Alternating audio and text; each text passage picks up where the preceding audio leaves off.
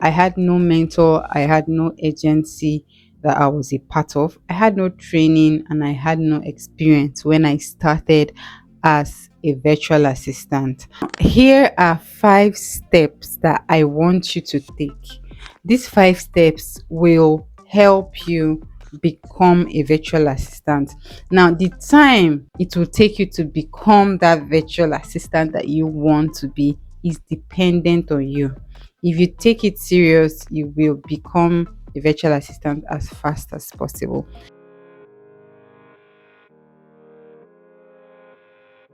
Thank you for liking my last video and encouraging me in the comments. I really appreciate. Today I'm going to be making an almost similar type of video, and this video is going to tell you how you can become a virtual assistant in 2024. Remember that when I started as a virtual assistant, I didn't have any experience, I didn't have any training of any sort, but today I'm able to be successful, and so I'm going to tell you in this video how you can be a virtual assistant in the year 2024. Trust me, there is still time. This is the first quarter. We're almost rounding up. We're almost rounding up the first quarter, and you still have time to get your shit together and start this as a side hustle or even as a main source of income. I had no mentor, I had no agency that I was a part of. I had no training and I had no experience when I started as a virtual assistant. Here are 5 steps that I want you to take. These 5 steps will help you become a virtual assistant. Now, the time it will take you to become that virtual assistant that you want to be is dependent on you. If you take it serious, you will become a virtual assistant as fast as possible. If you do not take it serious, it will take you 3 years, 1 year, 2 years just to be able to. I mean, the faster the better, so that you can make all your mistakes at first and then start making your. Now, the first thing you want to do if you want to become a virtual assistant is to set up your equipment. If you're going to become a virtual assistant, you need to have a laptop. You need to have a personal laptop. Now, the specs of your laptop is dependent on the type of virtual assistant that you are. I mean, depending on the type of softwares that you're going to be using. But basically, you need a laptop, right? In the subsequent videos, I'm going to be talking about the different tasks that virtual assistants actually take. So depending on the tasks that you take, depending on the softwares that you actually open, you would have to get a laptop based on those softwares. Okay, there is no need paying too much money getting a very big laptop, like a gaming laptop, when you are not doing video editing, when you're not doing their web programming or all of this architecture, where those types of platforms or softwares, they actually take a lot of space. There is no need getting that type of laptops, right? Okay, so we'll talk about that then.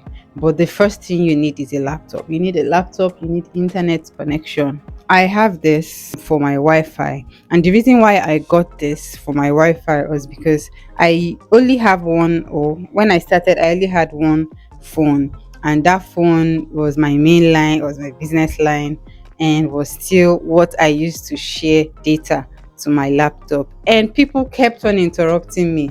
Like, I'll be in the middle of a meeting and people are calling me, and I mean people don't get it when you cut their calls when you don't pick up their calls the first time. And so I had to get this, because with this I don't get interrupted.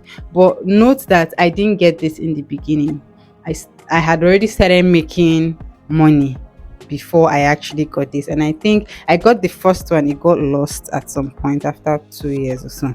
And then I recently got this 4G MTN Wi-Fi. Now, this is really, really good because you don't get interrupted. I have a different internet here, and then most of the bundles here are like quite at least you don't get I don't need any um phone call data bonus phone call bonus here. So most of the data bundles that I subscribe for really I maximize them, right? And so that is this. But one of the disadvantage that I've noticed with this is that because I'm a heavy internet user, my this can stay from morning till night, right?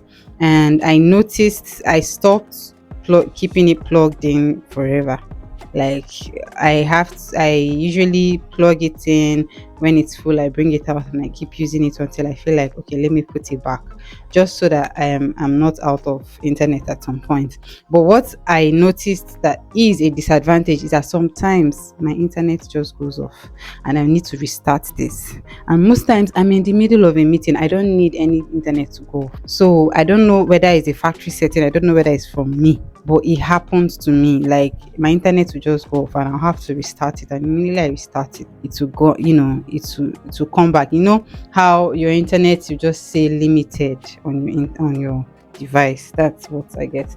But so far it's good. The other way you can use your phone. I always use it. Nowadays I'm actually using my phone because if I need to go out, I don't want to carry too many things. So I just have to carry my phone and my laptop and the charger, and that is that.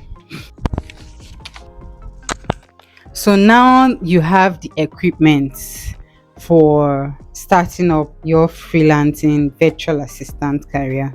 The next thing you want to do is to join a freelancing platform. I am an advocate for freelancing platforms because these platforms that's the purpose. Their purpose is that you will find freelancing gigs there. Now, one thing about freelancing is that they are not full-time jobs. We all know that. I mentioned that in my previous video. They are not full-time jobs. They are usually contracts. Sometimes it stays 3 months. Sometimes it stays, 1 year. But they are still not full-time jobs even if it's 1 year, because you don't get any sort of insurance and all of those things that people abroad get. Okay, so you still note that it is contract. So people who want this type of employees or contract staff go to freelance platforms. If you want to start, you need to go to freelance platforms, and of course I will always say go to Fiverr. And the reason why I say go to Fiverr is that Fiverr was designed in a way that the buyers find you. I think they always reiterate it, like they always say it, like this is our USP. We want the buyers to look for the sellers and not the other way around, like the way Upwork and some other platforms have designed theirs. I'm not saying it's bad.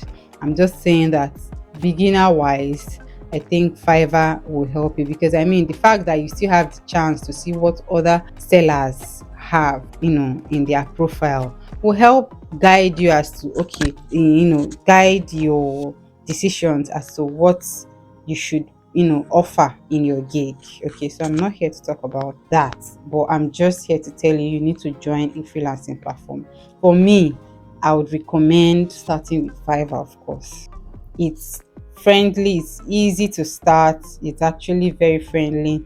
And then if you're a beginner, you don't have any portfolio, you've not done, you've just probably just did the course and you now want to start freelancing, or you don't have any experience or any sort of training, Fiverr is the place to start.